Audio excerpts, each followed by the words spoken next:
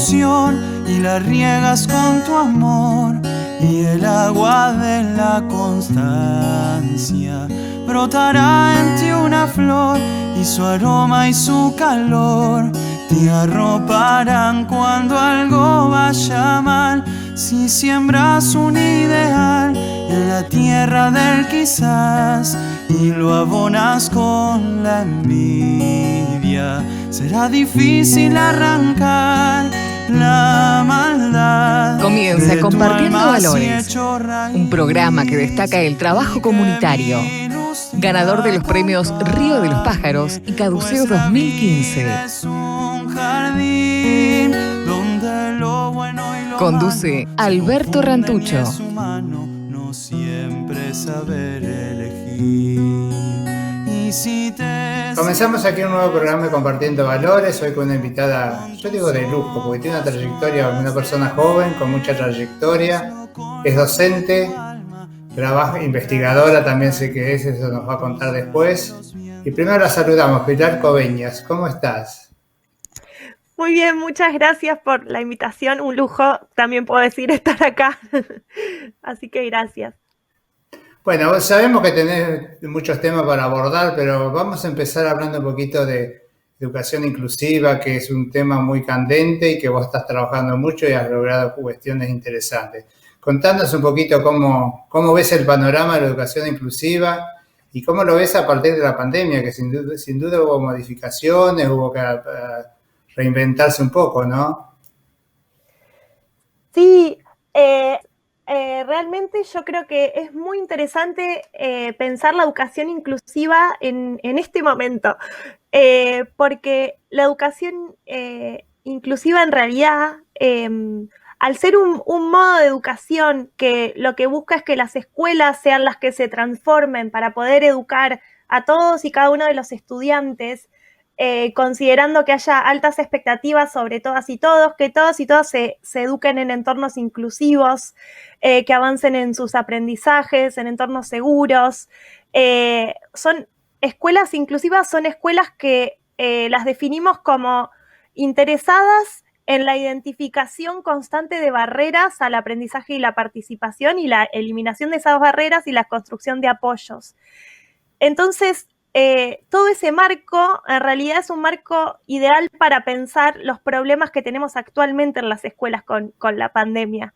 Y hemos encontrado, particularmente para el grupo de personas con discapacidad, que en las escuelas, en este contexto, se vienen produciendo un conjunto de barreras que algunas son nuevas, pero otras son las viejas barreras conocidas que están profundizadas. Y lo que también encontramos es que las herramientas y estrategias que veníamos pensando y trabajando en el marco de la educación inclusiva son muy potentes para pensar cómo debería ser esta escuela de la pandemia y de la pospandemia. Así que un poco nos asegura que venimos en un buen camino hacia donde venimos pensando y queriendo empujar la transformación de las escuelas. Entonces, en este momento conocemos y estamos estudiando algunas nuevas formas en que las escuelas se excluyen, pero hay otras viejas formas que están presentes, que parecen nuevas, pero para quienes venimos trabajando en el campo de la educación inclusiva y vinculadas sobre todo al colectivo de personas con discapacidad, son barreras ya conocidas. Por suerte, sí. Sí, de todas maneras, entiendo que si nos remontamos pre-pandemia, ya se venía avanzando bastante en lo que es educación inclusiva, ¿no es cierto? Sí, particularmente hay algunos hitos normativos que ayudaron a empujar el sistema educativo hacia una mayor inclusividad. Por ejemplo, la Convención sobre los Derechos de las Personas con Discapacidad, que se firma en el 2006, Argentina la ratifica en el 2008, ya pasaron muchos años, tiene un artículo, que es el artículo 24, que lo que establece es que el derecho a la educación solo se ve efectivizado en escuelas inclusivas.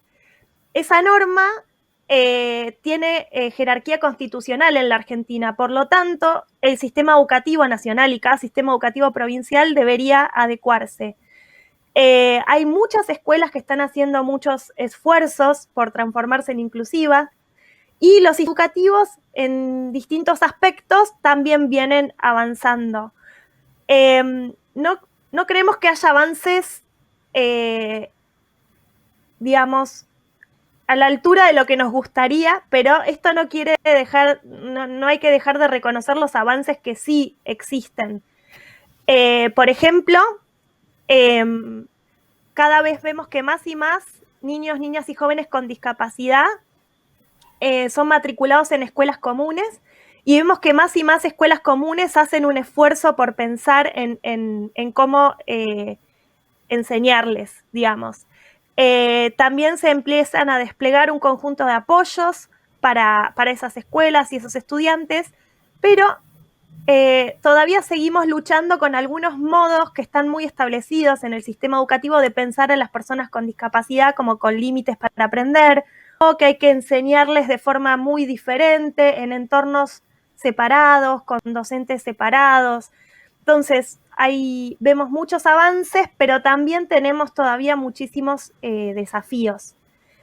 Lo que sí para mí es interesante remarcar como docente y como investigadora, si bien necesito bastante conocimiento pedagógico y didáctico para ver cómo resolver el problema de la inclusión en el sistema educativo, ya disponemos de muchísimas investigaciones, con lo cual el saber pedagógico debería alcanzar por lo menos para avanzar un poco más sobre la inclusión. Entonces los desafíos que quedan quizás son desafíos que no están vinculados a cómo esto puede ser una realidad en las escuelas, porque sabemos que no es una utopía, digamos, y sabemos que hay muchas escuelas muy inclusivas, sabemos que en el mundo hay sistemas educativos que son inclusivos hace décadas. Entonces, algunos desafíos vienen de la mano de poder poner en juego efectivamente esas cosas que sabemos que pueden colaborar a que las se transformen en inclusivas. Vos sabés, Pilar, que tenemos que hacer ya una pausa, pero está más que interesante. Vamos a continuar en el otro bloque hablando un poquito más de educación inclusiva y después vamos a hablar de vida independiente, que es un tema que con mucha ansiedad muchos padres tienen ganas de escuchar. Hacemos la pausa, Pilar.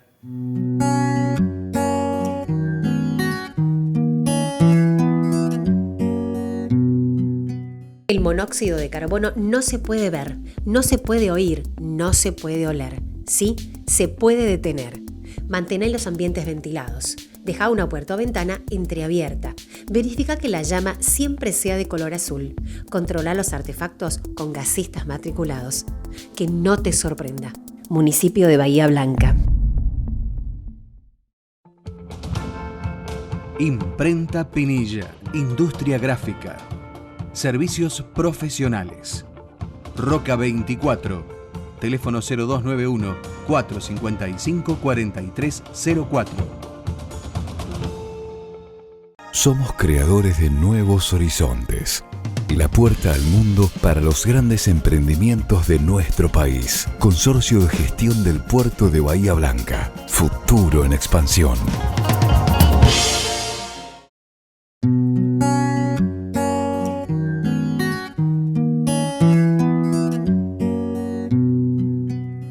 Continuamos en Compartiendo Valores. Como siempre agradecemos a Flavio que hace esta conexión, a Guillermo que me asiste acá a mi lado y a Denise que hace los contactos y por eso logramos tener a Pilar Coviñas con nosotros. Pilar, vamos a hablar, decíamos que vamos a hablar de vida independiente, pero me gustaría preguntarte cómo ves en la preparación del docente hoy en día, si va modificándose los currículums de manera tal que salgan más preparados para trabajar en escuela en docencia inclusiva. Esa es una pregunta muy interesante y es una de las grandes preguntas que nos estamos haciendo en este momento. Hay avances en la formación de docentes de educación común y especial, pero quizás lo que vemos es que todavía falta una perspectiva de derechos humanos para pensar la educación inclusiva y en especial dentro del colectivo de personas con discapacidad. En los diseños curriculares de formación docente de la provincia de Buenos Aires, vemos que no están explicitados como estudiantes legítimos y esperables en las escuelas comunes al colectivo de personas con discapacidad.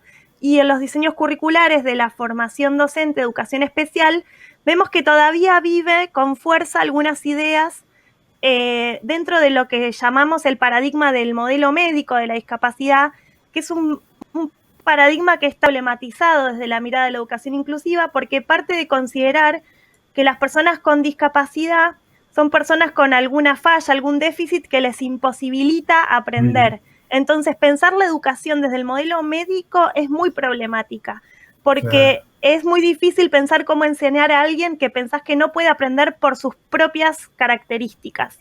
Por eso es tan problemática y por eso es riesgosa, porque nos puede poner en riesgo de abandonar la intención de enseñanza, puede poner en riesgo de considerar que nuestros estudiantes con discapacidad no son sus titulares de derecho y que no tenemos una responsabilidad como institución educativa en la enseñanza de ese grupo, porque podemos pensar que hay limitaciones que debido a características de los estudiantes. Desde la educación inclusiva consideramos que ninguna característica de ningún estudiante puede ser un limitante a la hora de enseñar. Consideramos que todas las personas pueden aprender en la medida en que construyamos las condiciones pedagógicas y didácticas para poder enseñarles.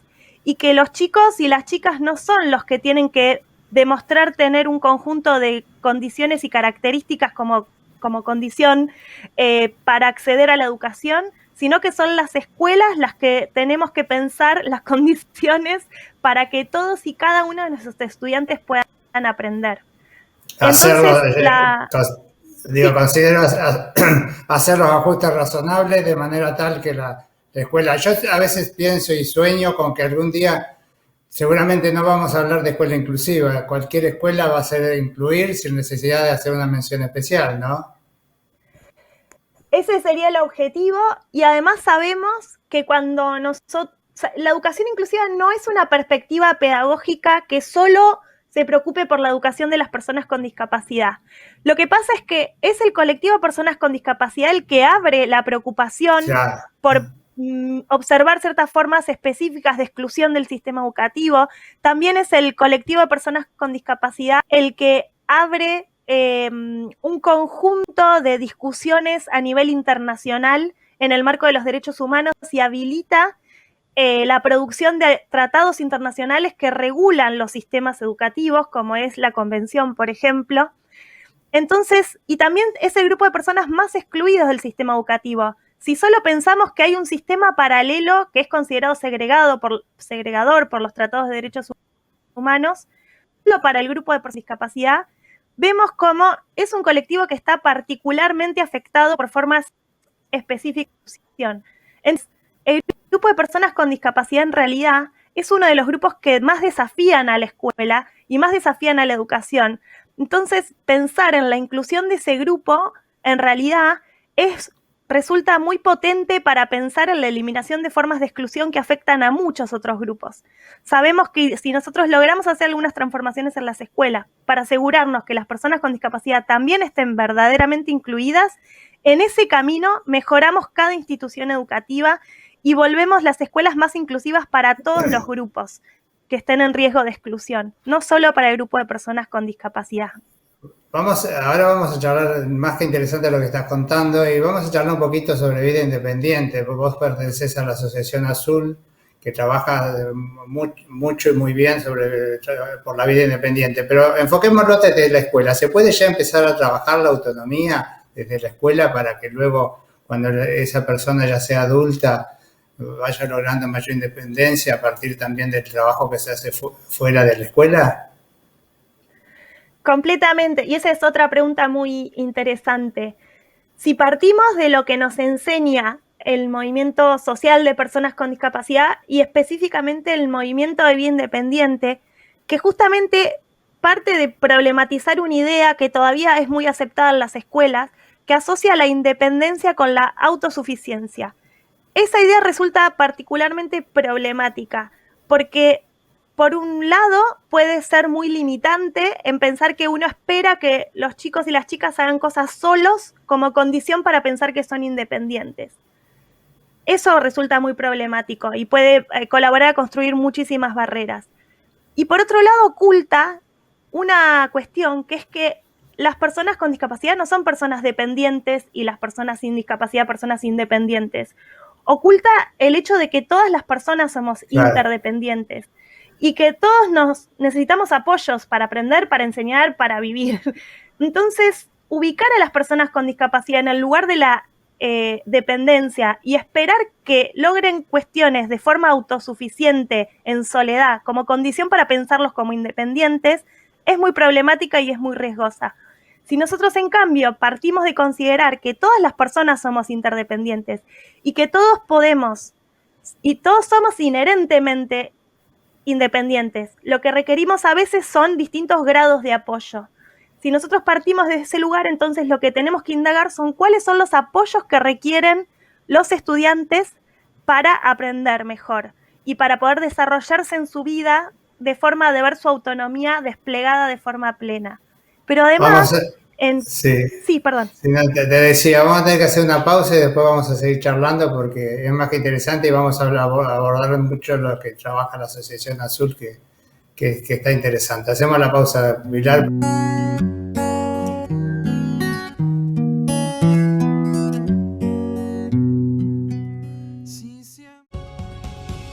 Panificadora Nuevo Sol, 20 años de trayectoria. Agrupa y capacita a 25 personas con discapacidad.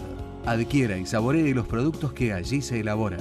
Panificadora Nuevo Sol, Italia 247, teléfono 0291-452-2779. Debemos acudir a la responsabilidad cívica individual, utilizando siempre el tapabocas, respetando el distanciamiento social sin descuidar la higiene de manos. Nos cuidamos entre todos. Ordenanza 19.997. Honorable Consejo Deliberante. Cermat es una historia de energía que se sigue escribiendo. Son más de 50 años de compromiso, constancia e innovación que nos han permitido evolucionar de la mano de un equipo a la altura de las necesidades del mercado, con innovación de punta en procesos y maquinarias de clase mundial. Nos hemos ganado la confianza de nuestros clientes gracias a la calidad de nuestros productos. Somos Cermat. Energía siempre.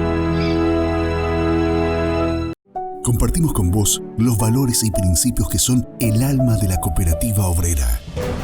Con solidaridad, ayuda mutua, igualdad, equidad, paz y cooperación, todos nos esforzamos para salir adelante. Te invitamos a seguir, a no perder esa energía, convencidos de que podemos construir un mundo mejor. Cooperativa Obrera. Avanzamos juntos, construyendo futuro.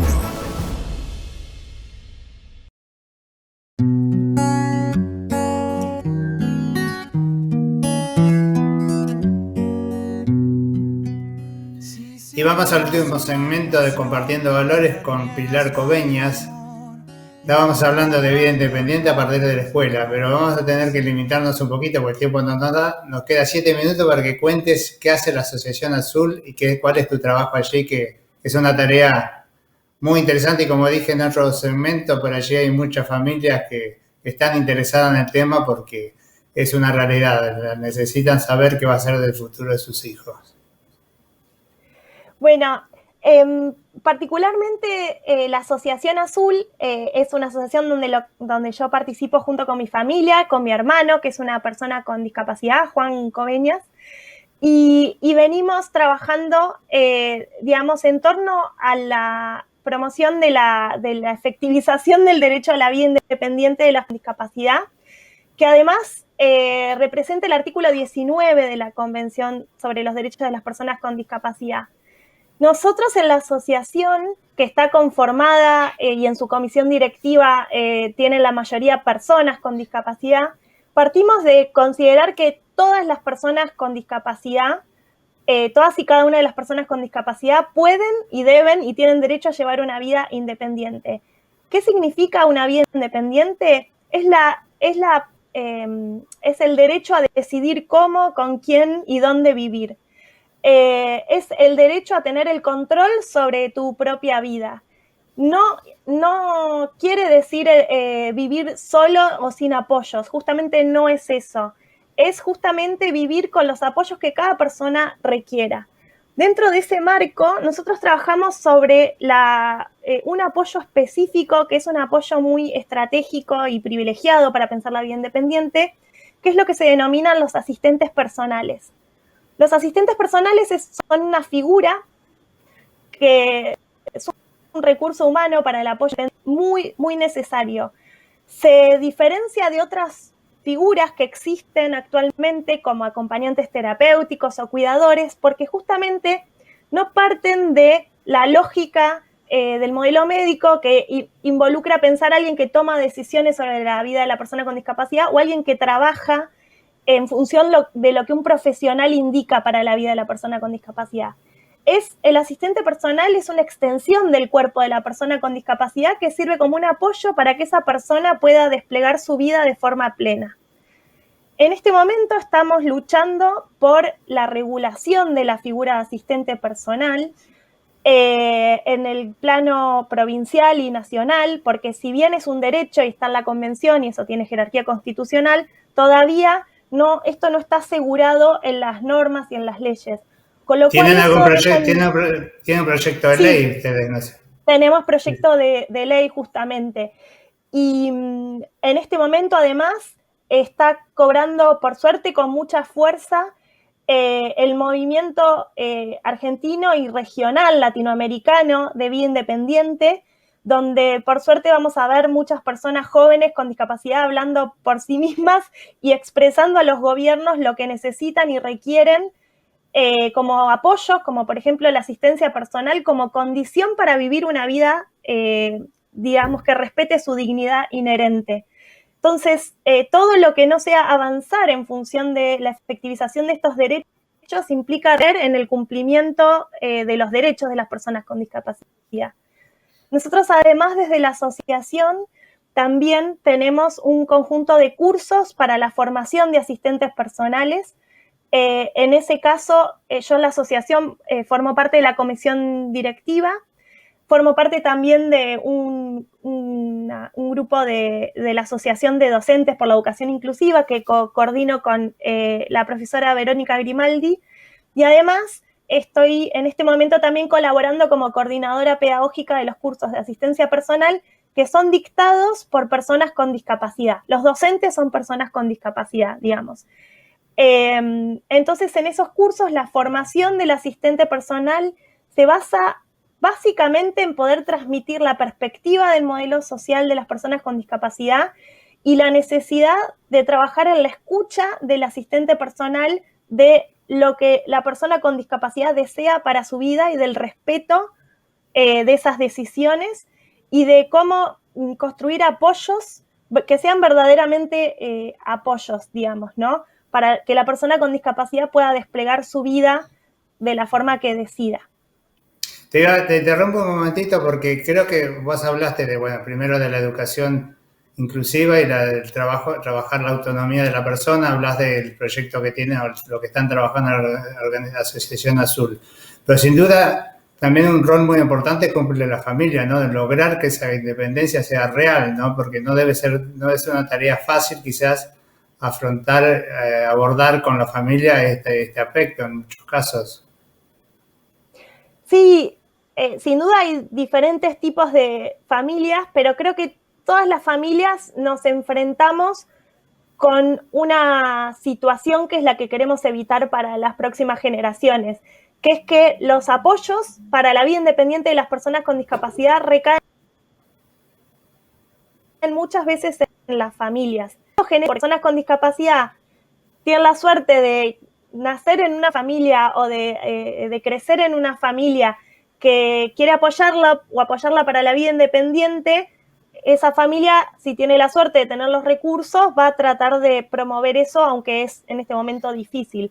Pero si no, es una persona con discapacidad que si no tiene asegurado esos recursos y esos apoyos, queda, digamos, bajo la voluntad de lo que la familia pueda y consiga hacer para apoyar o para no apoyar. Entonces, esto pone en situación de mucha vulnerabilidad a las personas con discapacidad.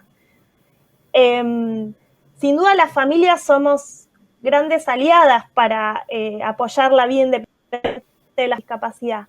Pero por eso también es tan importante contar con figuras como asistentes personales, para que las personas con discapacidad vivan su vida con apoyos de personas que no sean exclusivamente la familia, que puedan apoyarse en la familia si así lo quieren, como uno puede apoyarse en su familia, pero que no dependan de sus familiares para poder vivir su vida de forma independiente. Y eso también evita todas las angustias que tenemos en las familias respecto a nuestros hermanos o hijos, hijas, cuando los padres se vuelven más grandes, cuando hay dificultades económicas o de salud.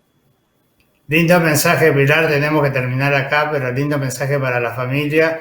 Creo que las palabras justas las estás diciendo vos, ¿no? Del rol de la familia para lograr la vida independiente y no precisamente a partir solo de ellos, sino con las personas de apoyo y el trabajo de la misma persona con discapacidad. Te agradecemos un montón, Pilar.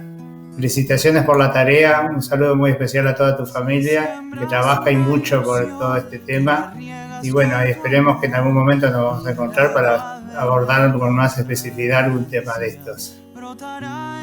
Muchísimas gracias. Es muy importante poder compartir estas acciones y también saber que en lo individual no está la respuesta.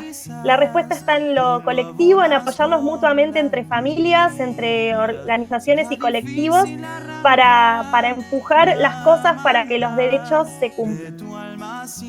Gracias, Pilar. A todos ustedes los esperamos la próxima semana en Compartiendo Valores. Pues la vida es un jardín donde lo bueno y lo malo se confunden y es humano no siempre saber elegir.